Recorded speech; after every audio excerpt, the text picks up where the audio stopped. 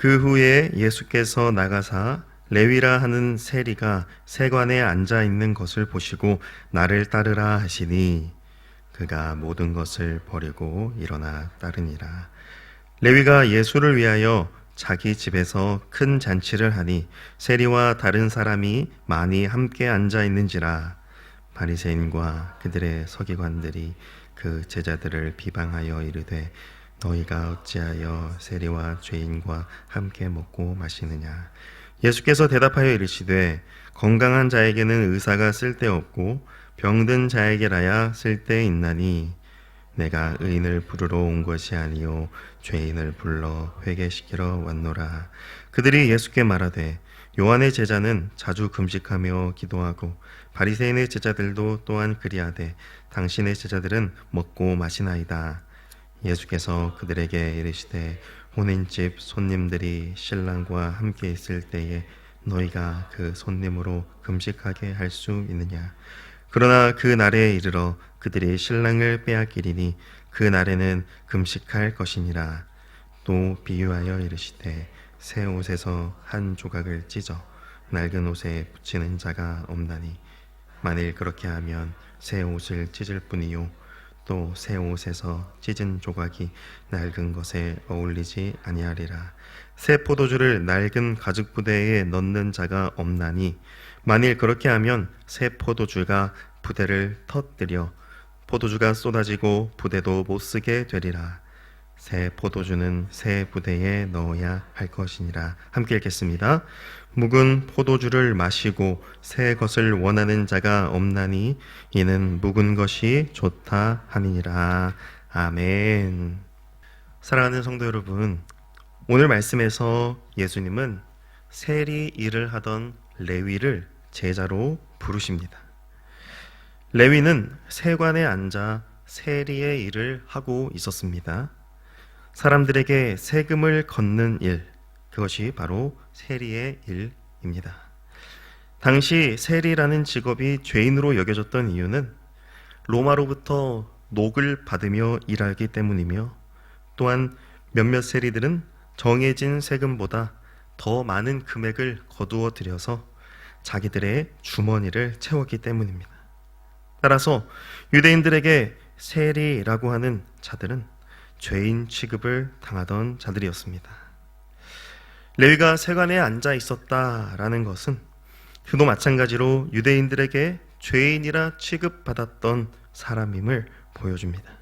실제로 레위가 세금을 더 많이 부과하여 뒷돈을 챙겼는지는 알 수 없지만 그래도 세관에 앉아 있는 것 자체가 그를 죄인으로 취급받게 만든 것입니다. 어디에 앉아서 무슨 일을 하고 있는가 하는 것, 그것이 그 사람이 무엇에 소속되었고 어떤 사람인지를 보여주는 척도가 됩니다. 예수님은 당시 죄인 취급받던 세리의 일을 하는 레위를 보시고 나를 따르라 하시며 부르셨습니다. 그러자 레위는 모든 것을 버리고 일어나 예수님을 따랐다라고 말씀합니다. 모든 것을 버렸다라는 것은 레위가 가진 모든 재산과 모든 집과 모든 소유를 버렸다라는 말이 아니라 그가 앉아있던 그 세리의 직업, 죄인이라 여겨지던 그 자리를 버렸다라는 말입니다.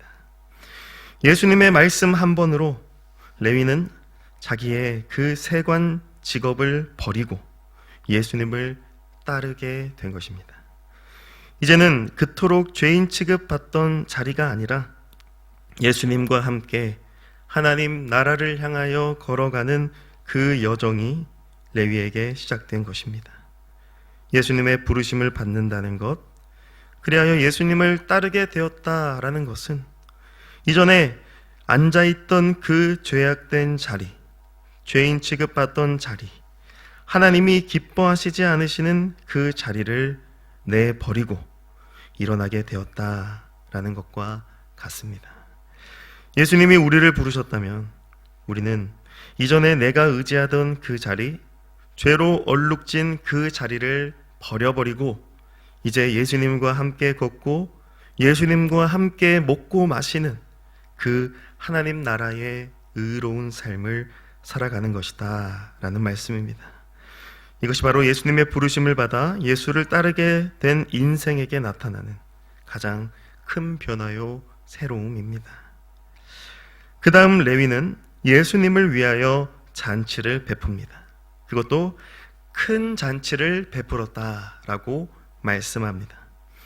예수님의 부르심을 받은 것이 얼마나 기쁘고 감사했으면 그가 예수님을 위하여 잔치를 베푼 것일까요?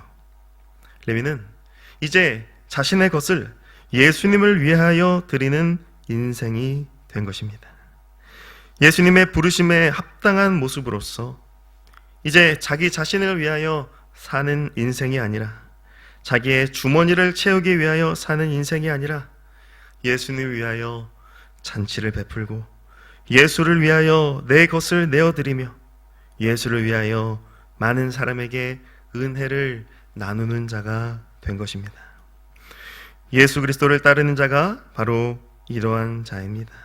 이제는 내 것, 내 소유, 내 욕심을 위하여 살아가는 인생이 아니라 예수님을 위해 나를 드리고 내 것을 드리며 그 기쁨과 감사를 나누는 인생이 바로 예수님의 부르심을 받은 제자의 삶입니다. 29절 말씀에 예수님을 위하여 베풀어진 잔치에는 예수님만 오신 것이 아닙니다. 그 잔치는 매우 큰 잔치였고 다른 세리들과 사람들이 많이 함께 초대받은 잔치 자리입니다. 예수님을 위하는 것은 바로 다른 모든 사람들 역시 초대하고 함께 기쁨과 즐거움을 나누는 것임을 보여주는 말씀이죠.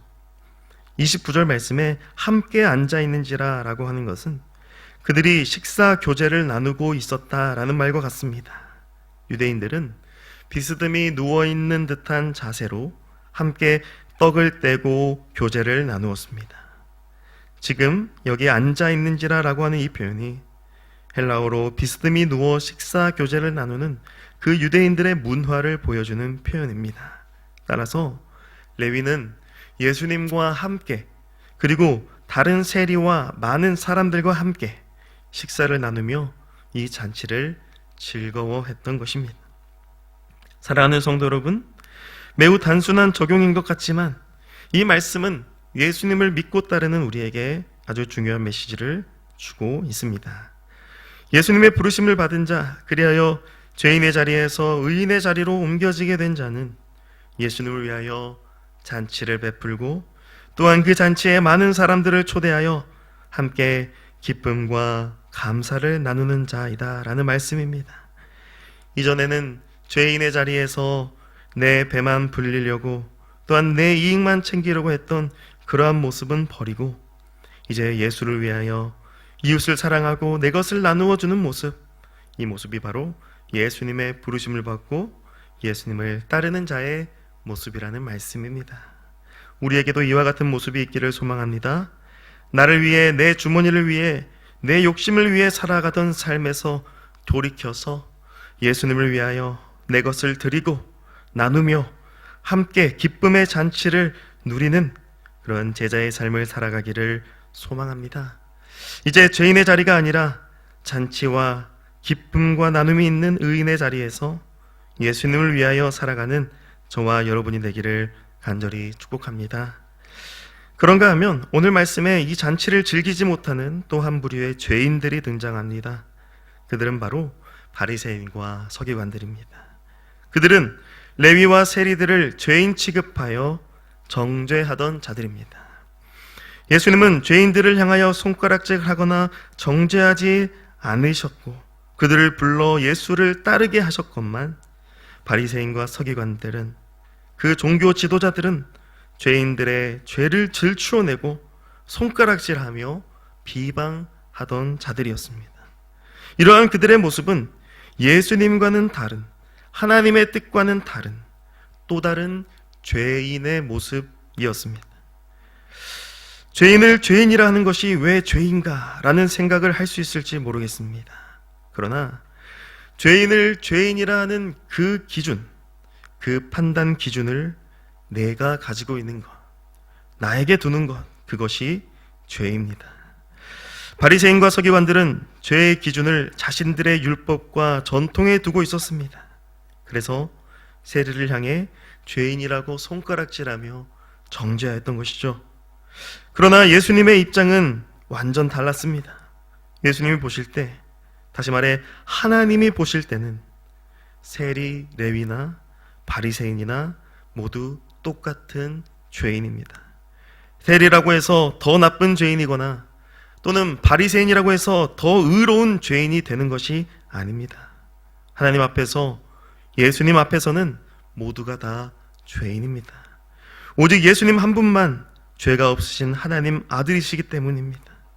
그래서 문제는 내가 죄인임을 깨닫지 못하고 다른 사람을 향해 손가락질하며 정죄하는 그것입니다. 나도 죄인이라는 그러한 인정 없이 나는 의인이고 저들은 죄인이야 라는 생각, 단지 겉으로 드러나는 모습으로만 죄인과 의인을 판단하고 결정해버리는 그 기준을 내가 가지고 있는 것, 그것이 하나님 앞에 죄이다 라는 말씀입니다. 그래서 선악을 알게 하는 나무 열매를 먹은 아담과 하와, 그들로부터 온 인류에게 전가된 원죄는 바로 하나님의 기준이 아니라 선악의 기준이 내가 되어버리는, 내가 판단해버리는 그것, 그리하여 하나님 말씀에 불순종하는 그것, 바로 그것입니다. 예수님은 이러한 자기 기준에 빠져 세리들을 정죄하는 바리새인들을 향하여 말씀하십니다. 내가 의인을 부르러 온 것이 아니요 죄인을 불러 회개시키러 왔노라 라고 말씀합니다. 이것이 바로 예수님이 정하신 기준, 그리고 하나님이 정하신 기준입니다. 죄인이지만 예수님의 부르심에 순종하여 예수님을 따르는 것, 그것이 회개입니다. 내가 의인이라며 다른 사람을 향하여 정죄하고 손가락질하는 것이 나를 의롭게 해주는 것이 아닙니다. 그것은 예수님이 이 땅에 오신 목적을 모르는 것과 같습니다. 그리고 예수님의 부르심의 목적도 모르는 것과 같죠.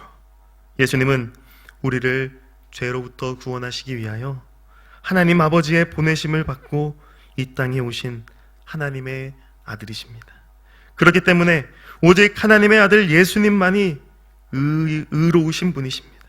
그러므로 예수님의 부르심을 받고 내가 죄인임을 인정하고 예수님을 따르는 자, 그것이 바로 죄로부터 용서를 받고 자유케 되는 것입니다. 그래서 예수님은 자기 자신에 대하여 새 옷과 새 포도주 비유로서 말씀하십니다. 새 옷과 낡은 옷이 함께 어우러질 수 없고 새 포도주를 낡은 가죽 부대에 넣을 수 없듯이 이제 우리는 오직 신랑 되신 예수님으로 말미암아 새롭게 된다라는 것입니다.